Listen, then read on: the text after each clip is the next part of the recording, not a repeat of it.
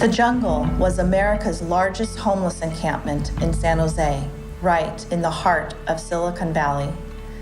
After its closing, and with no housing available or enough shelter beds, the community saw a huge increase of unhoused in the streets, with literally nowhere to go. A documentary, Exodus from the Jungle, was made about the closing and its aftermath. It raised awareness to the plight of the unhoused in a way that many hadn't known before. After viewing the film, faith communities started a dialogue of what they, as people of faith, could specifically do.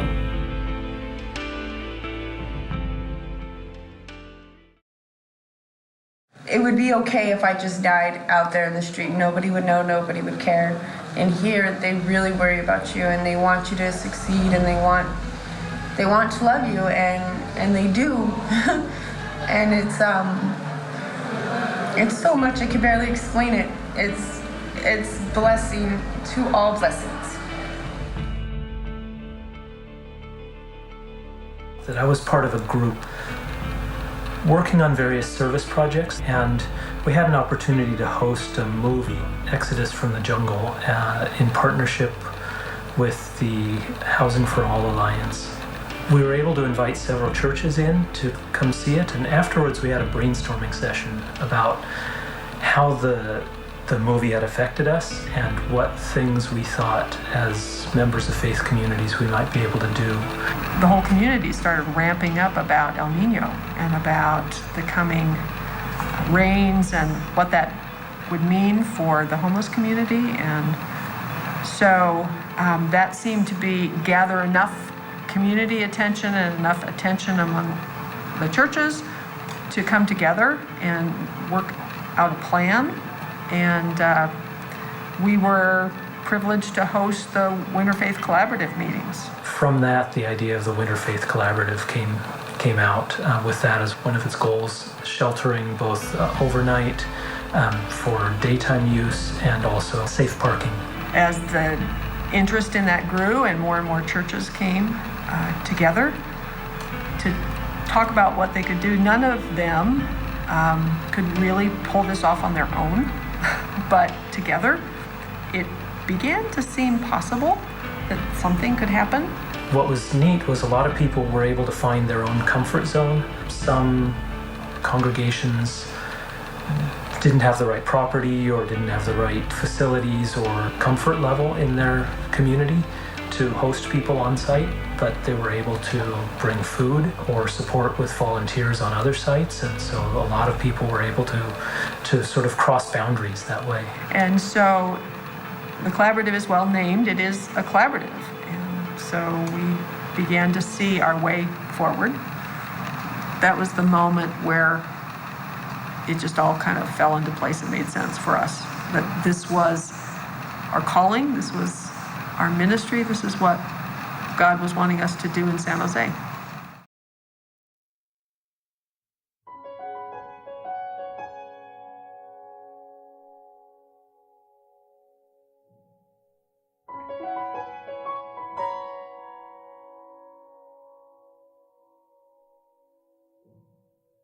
"55 faith communities were engaged. 16 opened their doors, offering overnight shelters, daytime drop-in centers, and safe car parks. 258 guests were served. 38,000 individual meals were provided. Over 1,600 volunteers participated, with over 54,000 volunteer hours put in.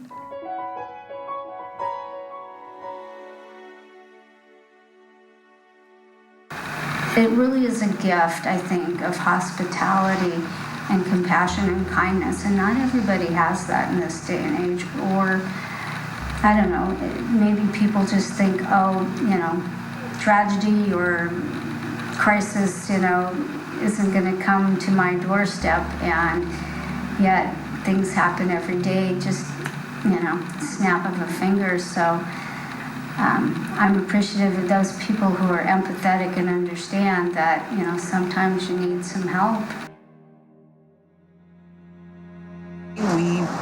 decided to open a safe park for unhoused people who live in their car.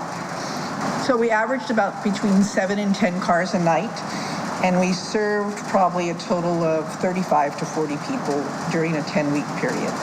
So we provided restrooms for them. We provided a kitchen where they could come and pick up a snack, prepare breakfast, prepare lunch, and every night we gathered for dinner. That was provided by our parishioners. So we had dinner together. It's stressful finding a place to park your car. I mean, you just can't park it anywhere. And sometimes people will think, what are you doing in our neighborhood? Or the store at a parking lot, there's a public store, the police come around. It's pretty stressful. And so I think this Safe Park program is pretty neat. I mean, I think it'll help a lot of people. It relieves you from always thinking, what's my next move? Where am I going to eat? What am I going to sleep at?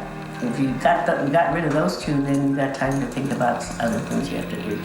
So we had a coordinator, there were volunteers that ended up volunteering throughout the 10 weeks.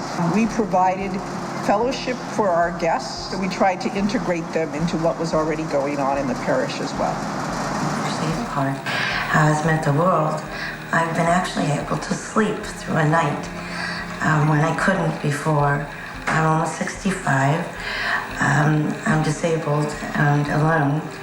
And on the street, I run into a lot of harassment, not just from the police, but from others on the street. You don't have even a place to wash your hands unless you go drive to fast food.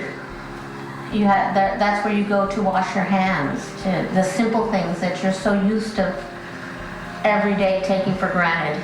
People got to hear individual stories about individual people and couples who are living on our streets, who are living in their cars. Some people had full-time jobs. They worked. Not only did they work, but they worked evenings, didn't get off until midnight or 1. And most shelters are closed because of a particular curfew that they have to have. Wake up refreshed and be able to handle my business from day to day with enough rest and clarity for my day. Some people genuinely want better. We don't want to just survive. We want to live and have a shot at bettering ourselves.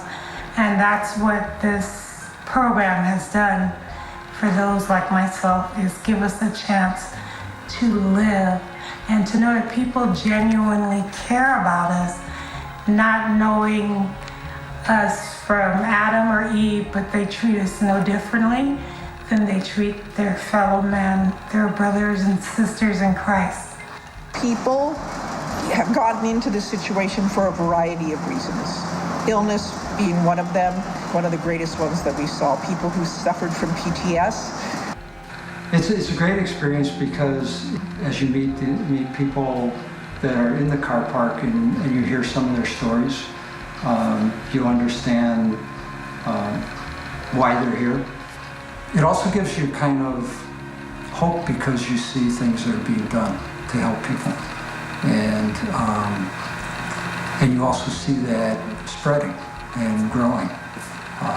So maybe there's a lot of hope that this problem can be resolved. It raised great awareness in the community about the problem and what people have to do just to survive. It raises issues about the lack of housing and affordable housing in Santa Clara County. How much does it take for people to rent even a room? I think the guests were transformed in the sense that we worked hard to ask them what they needed, not what we thought they needed. So they appreciated that. I think mutual respect grew among our community and our guests.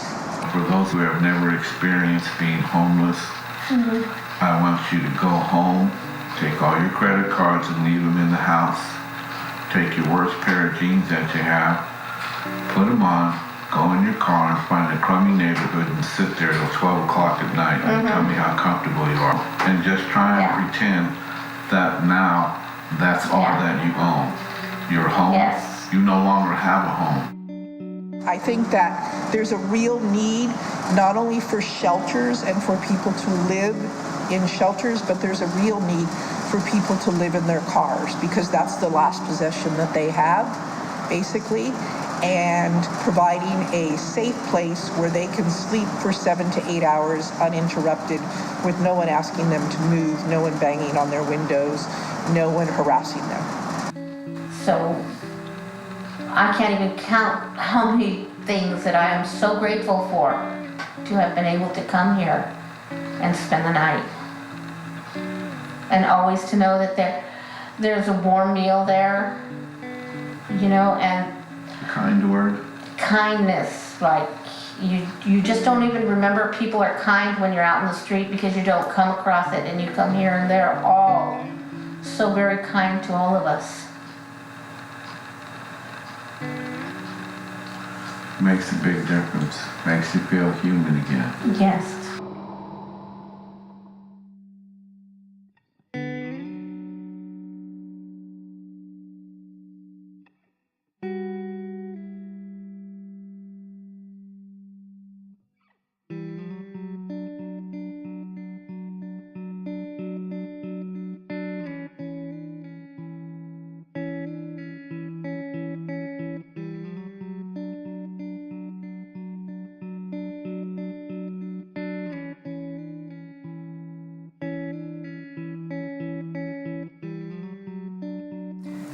What are you willing to do to help build a more healing community for all of our neighbors?